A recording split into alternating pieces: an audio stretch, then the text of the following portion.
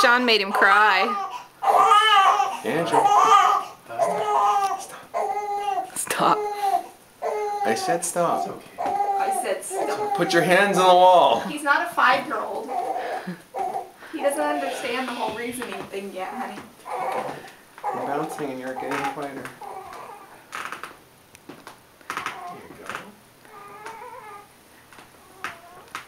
So you got rhythm. Good boy. Honey, why do you think I told you that when we have kids, I'm a little scared to leave you alone with them?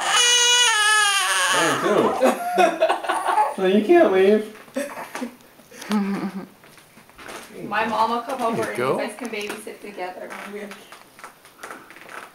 Did you just burp? There you go. He's just giving you a hickey. Don't mind that. They do that. They suck on things. And I don't feel like I just kind of, it's like a puff of air in my ear. Maybe just breathe in. Hi, buddy. You sleeping?